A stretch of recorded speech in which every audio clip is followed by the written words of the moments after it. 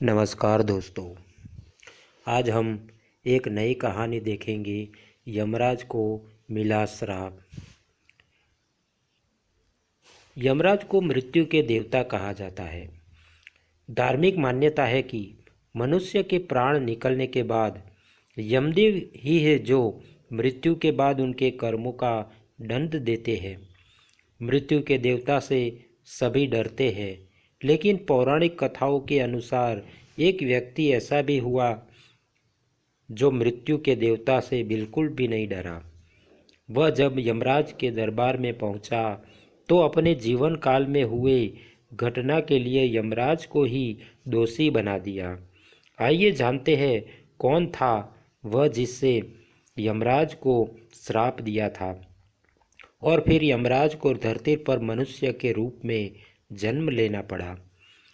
यमराज को किसने और कब श्राप दिया, इस विषय में महाभारत में ही जिक्र किया गया है। महाभारत की एक कथा अनुसार मांडव्य नाम के एक ऋषि थे। एक बार वह तपस्या में लीन थे। उसी समय चोरों का एक गिरोह आकर ऋषि के आश्रम में आकर छिप जाता है। मांडव्य ऋषि जब तक घटनाक्रम को जानते समझ पाते तब तक राजा के सिपाहियों ने मांडव्य ऋषि को चोरों को शरण देने के जुर्म में गिरफ्तार कर लिया।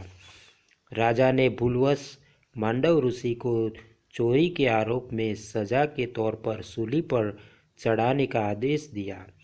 ताज्जुब की बात है कि सूली पर वो कुछ दिनों तक चढ़े रहने के बाद भी जब मांडव्य ऋषि के प्राण नहीं निकले तो राजा को अपनी गलती का एहसास हुआ और उन्होंने ऋषि से क्षमा मांग कर उन्हें छोड़ दिया।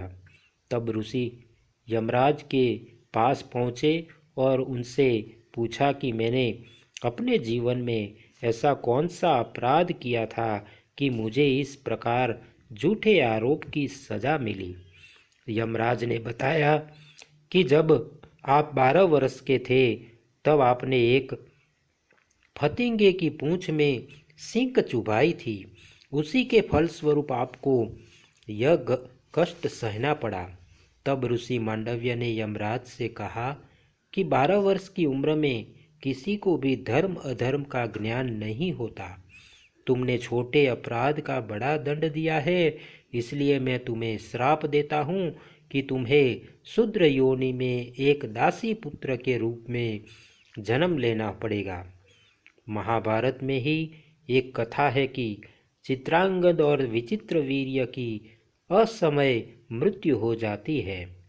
ऐसे में समस्या सामने आती है कि कुरुवंश का उत्तराधिकारी कौन बनेगा। इसके समाधान के लिए सत्यवती अपने दोनों बेटों की पत्नियों अंबिका और अंबिका को अपने ऋषि पुत्र व्यास के पास संतान प्राप्ति के लिए भेजती है। दोनों के व्यास ऋषि के साथ हुए संसर्ग मतलब शारीरिक संबंध की स्थितियों के कारण ही एक का पुत्र अंध जो धृतराष्ट्र और एक का पुत्र रोगी जो पांडु हुआ। जब सत्यवती को इस बात का पता चला तो उन्होंने बहुओं को फिर से व्यास के पास जाने के लिए कहा।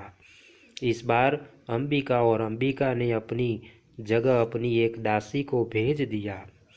दासी भी व्यास के साथ संसर्ग से गर्भवती हुई और उसने एक स्वस्थ संतान को जन्म दिया। यह संतान विद्वान और हर तरह से योग्य था। दरअसल ऋषि मांडव्य के इसी श्राप के कारण यमराज ने महात्मा विदुर के रूप में जन्म लिया।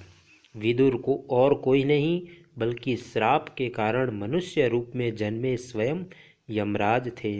तो दोस्तों, आज के लिए ये कहानी थी। धन्यवाद दोस्तों।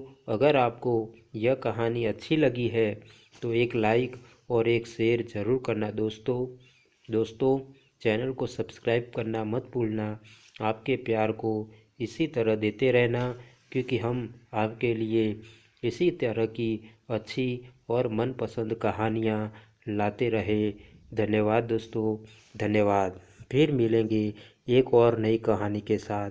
तब तक के लिए आप सबको हमारा धन्यवाद। जय हिंद।